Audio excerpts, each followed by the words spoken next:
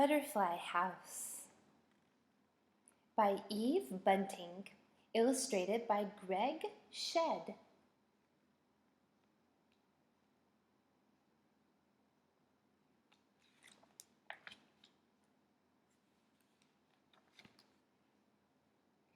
When I was just a little girl, I saw a small black creature like a tiny worm and saved it from a greedy jay who wanted it for lunch. I carried it inside, safe on its wide green leaf. My grandpa said it was a larva and soon would be a butterfly.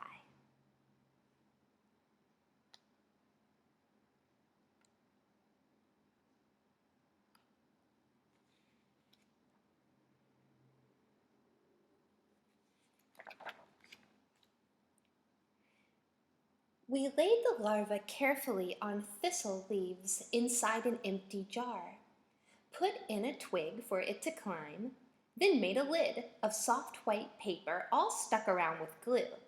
My grandpa knew exactly what to do. "I raised a butterfly myself," he said, "when I was just your age." How strange to think my grandpa was once young like me. "We would have been best friends if I'd been there back then," I said. My grandpa smiled. "It worked out anyhow. We're best friends now."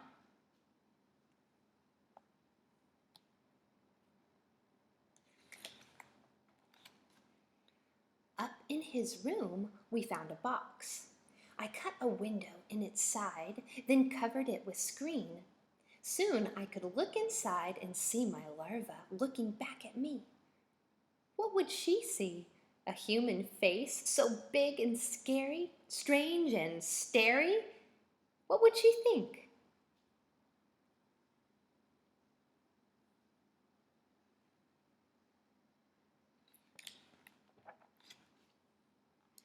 "I want it pretty till she goes," I said.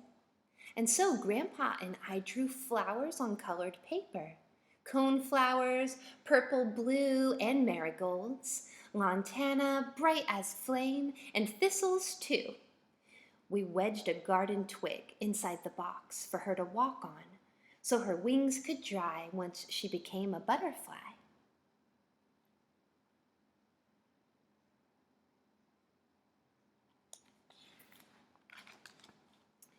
My grandpa knows the flowers butterflies like best, the ones where they can rest and drink the sweet, clear nectar.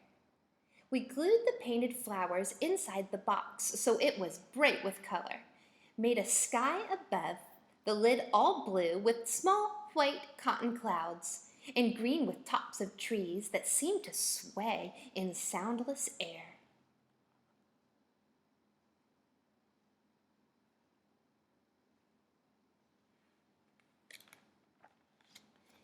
I made a curve of a rainbow, like a hug, to keep her safe while she was there.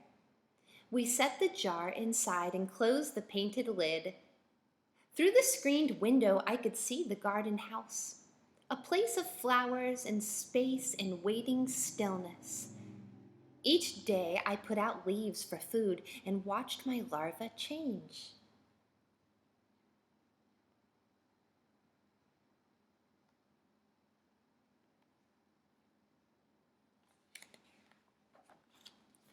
My grandpa knew when it was time to gently pull away the paper top she hung from.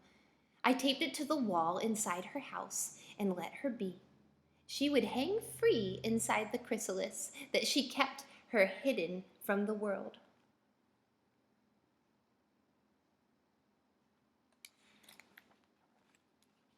Inside that magic place, she grew, transformed herself, came out drooped, limp and slack, with crumpled wings. She was a butterfly, all spotted, orange, black, and brown, as if someone had shaken paints and let the drops fall down.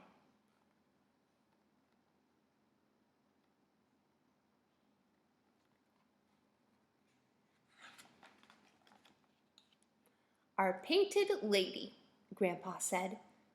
"It's time." He meant that it was time for her to leave for her new life. I swallowed tears. From the beginning I had known today would come. Now it was here. My grandpa took my hand. "Cry if you like," he said. "We understand."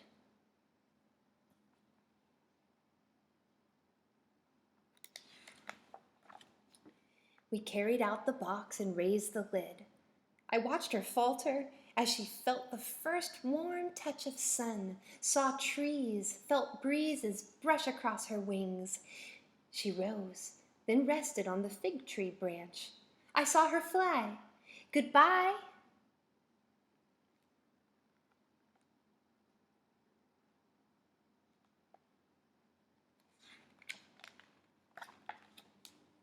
So many years have passed.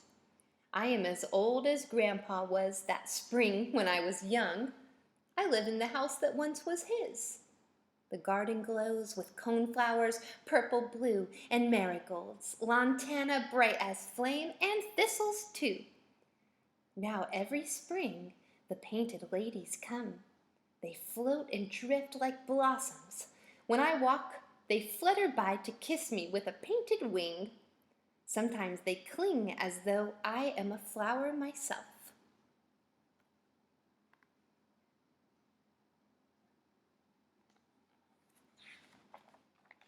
My neighbors cannot understand.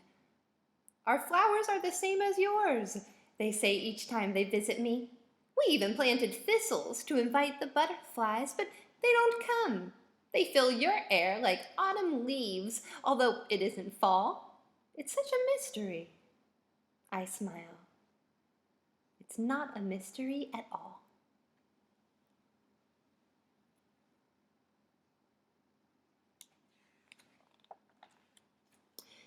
I think my painted ladies talk among themselves of how their great-great-grandma, too far back to say, was saved from being eaten by a jay.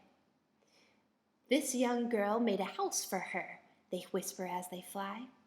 "A painted garden in a box, so she'd see beauty as she hung in that half sleep that we've all known."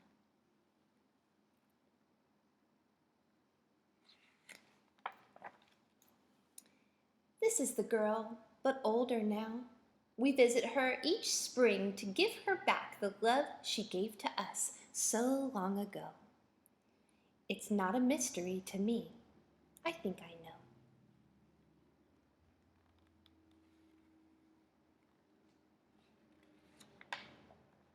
The end.